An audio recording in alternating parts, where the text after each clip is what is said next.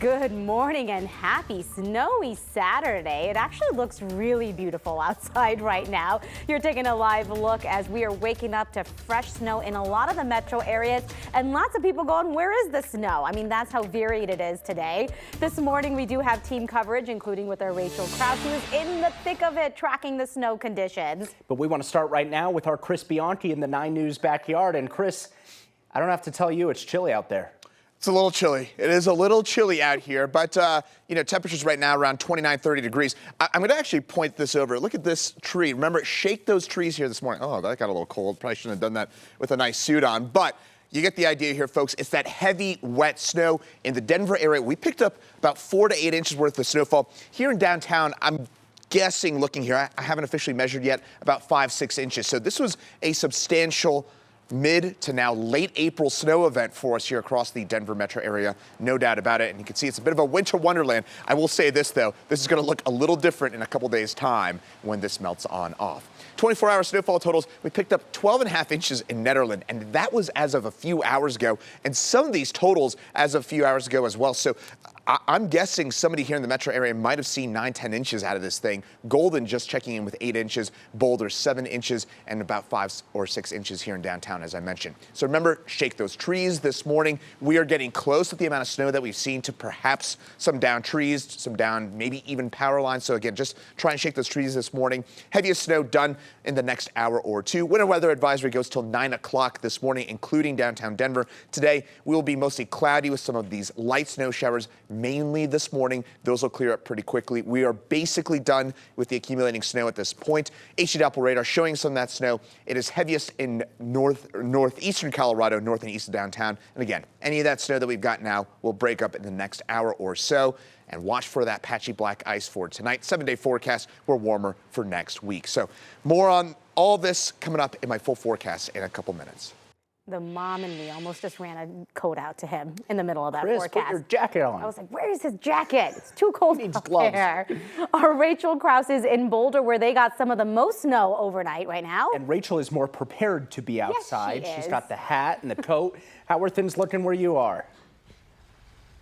Yeah, guys, you're not going to catch me fooling around outside here without a coat, without a hat, without gloves. I am prepared for this snow. And I have to say, things are a little bit better here in Boulder's downtown area than they were out in Table Mesa, about a 10-minute drive away. We saw a little bit heavier snow out there. It's definitely still coming down out here, but you can kind of see behind me here, things are really melting very quickly here in the Pearl Street area. Things are melting. We're definitely seeing the inches that have started to pile up, but really melting very, very quickly. Now, I want to take a look. You can see it's sticking quite a bit more here on the grass. The trees are definitely covered in this snow. Definitely those inches are staying a little bit better out here in the area. Now, again, I mentioned the roads are looking a little bit better as well as the snow, a little bit less of it out here in the Boulder downtown. You can see the roads are staying pretty clear. Definitely some snow, some slop out here on the roads. Things are a little bit slushy, but not too much to deal with. Folks are still able to get around. We're definitely seeing folks starting to kind of mill around. Not too many people wanting to walk around in this winter wonderland with us out here this morning, but we'll see if it deters the brunch goers.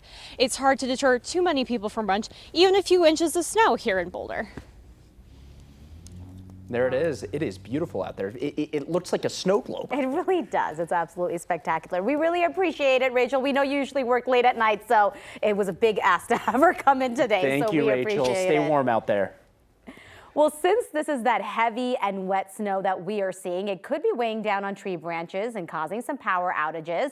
We are keeping a close eye on Excel's power outage map this morning. So far, we're tracking over 20 outages that did jump in the last hour or so. The largest one still impacting around 2,300 customers, and that is in Milliken, Johnstown. We are going to be tracking this snowstorm all morning long. You can keep up with our coverage using our free 9 News app. It's free to download on the Apple and Google Play stores. Well, new overnight, Denver police are investigating a deadly crash involving a train and a pedestrian. Details are limited right now, but we do know that it happened near Quebec and Smith Road shortly before midnight. Police say the man was crossing the tracks against the crossing signal before he was hit. All traffic lanes in the area are now open. This is an ongoing investigation. Once we learn more, we'll update you here on 9 News. CDOT still does not know when the main route through central Colorado is going to be back open. Inspectors shut down a bridge on U.S. Highway 50 on Thursday after they found a crack in the steel. The bridge is sitting over Blue Mesa Reservoir and on the route between Gunnison and Montrose. CDOT says over 3,000 cars use it on an average day.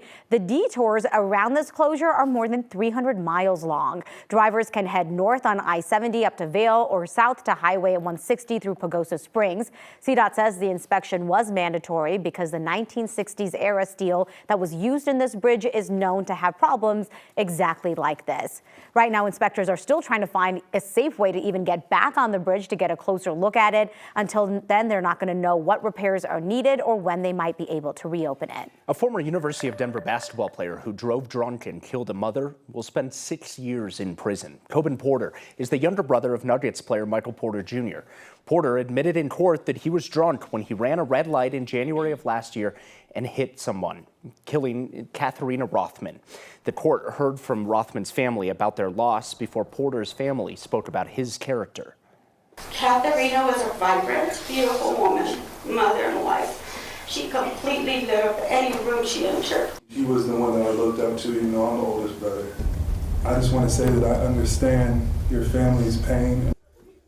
That is Nuggets player Michael Porter Jr. speaking in court about his brother there. The judge sentenced Coben Porter to 6 years for vehicular homicide.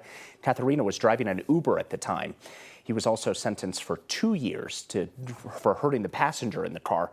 Coben Porter will serve both of those sentences at the same time. A new police accountability bill in Colorado has the backing of some of current and former officers here. The proposed bill says if an officer fails to report misconduct, they could be facing misdemeanor charges. You have a duty to investigate when you know your fellow officer has been harassed or threatened or put in danger by another officer. This week, the Colorado Fraternal Order of Police and County Sheriff's Office of Colorado issued a statement on the bill saying the bill, quote, unnecessarily singles out one profession and that there are already guardrails in place to hold bad actors accountable.